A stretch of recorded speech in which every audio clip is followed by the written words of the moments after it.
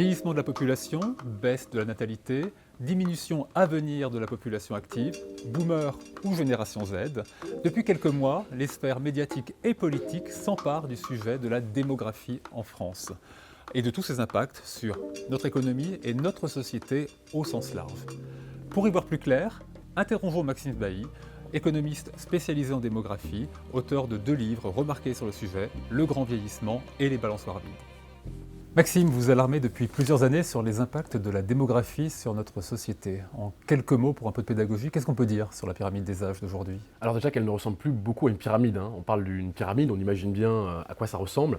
Et en fait, on s'aperçoit qu'elle est en train de se retourner, de s'inverser complètement, puisqu'elle maigrit par le bas, par une dénatalité qui commence à être durable, qu'on ressent, et un vieillissement aussi inédit de la population, qui fait que le bas maigrit et le haut de la pyramide grossit. Donc il faut trouver un nouveau nom pour la qualifier. En tout cas, c'est quelque chose qui est complètement inédit. C'est-à-dire qu'on ne s'est jamais retrouvé dans cette situation-là où finalement on est dans une population aujourd'hui française où la majorité n'est plus jeune. Je vous rappelle que les moins de 20 ans aujourd'hui sont mis en minorité par les plus de 60 ans et que notre sol naturel, pour la première fois depuis la Deuxième Guerre mondiale, est devenu négatif. C'est-à-dire qu'il y a plus de décès que de naissance. C'est pas arrivé très souvent dans l'histoire de France. La dernière fois, c'était la Deuxième Guerre mondiale, des années 30 et le 19e. Donc on bascule dans un régime démographique qui est tout à fait nouveau et qui a des implications majeures. Si on se concentre sur le haut de la pyramide, donc la partie de la population la plus âgée, nos retraités, qu'est-ce que ça veut dire aujourd'hui en nombre, en termes de coût pour la société?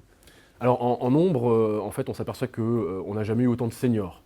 Ce qui se passe, c'est que le baby-boom d'après-guerre, entre 45 et 75, en gros, 24 millions de personnes, a pris de l'âge. Et ces 24 millions de personnes, aujourd'hui, sont majoritairement à la retraite et donc font gonfler effectivement les effectifs de retraités. 18 millions aujourd'hui, ils seront 20 millions demain.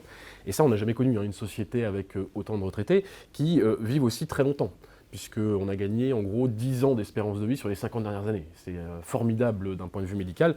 D'un point de vue de la société, ça pose aussi des questions, par exemple comment on gère la dépendance, la perte d'autonomie, comment est-ce qu'on invente la société de la longévité.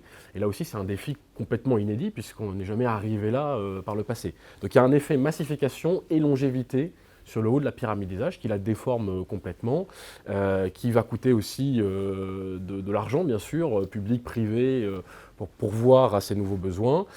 Et puis, alors ça donne une espérance de vie rallongée aussi, mais ça pose aussi des questions intergénérationnelles sur la soutenabilité du modèle social, qui n'était pas prévu finalement, avec une pyramide des âges inversée et avec autant de retraités et de moins en moins d'actifs. Et de moins en moins de jeunes, donc on parle de solde négatif depuis quelques semaines, donc moins de naissances, plus de décès, ça aura des impacts dans quelques années. Sur la dénatalité en particulier, qu'est-ce qu'on peut dire aujourd'hui? Depuis quand a-t-elle démarré? Depuis 2010, il y a eu quelque chose qui s'est cassé et les naissances ont baissé de 25% en 15 ans. Donc c'est quand même quelque chose d'assez prononcé, même de vertigineux. On commence à réaliser les implications que ça a. Donc les maternités se vident tout doucement, les écoles se vident. On a fermé 6000 écoles primaires en France depuis 2010, on a perdu un demi-million d'écoliers. C'est aussi des collèges qui se vident et à partir de la rentrée 2026, un nombre absolu de lycéens en France qui va commencer à décliner.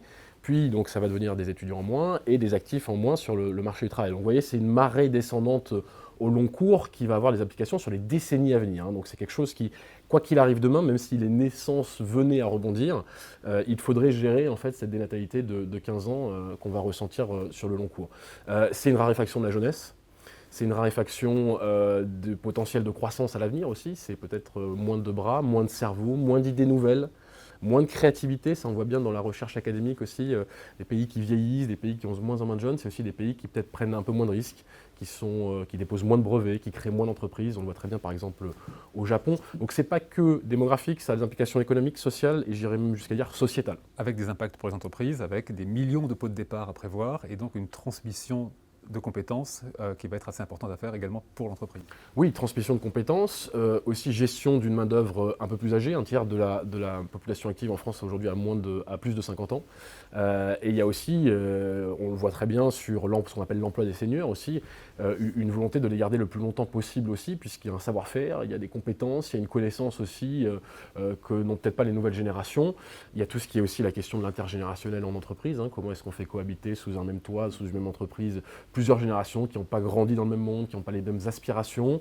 Donc ça, c'est aussi un défi. Donc il y a le défi à la fois intergénérationnel, mais aussi de la longévité en entreprise, et puis aussi d'une forme de fidélisation, de nouvelles méthodes pour attirer une main-d'œuvre qui, encore une fois, va être beaucoup moins disponible que par le passé, qui a aussi des nouvelles exigences.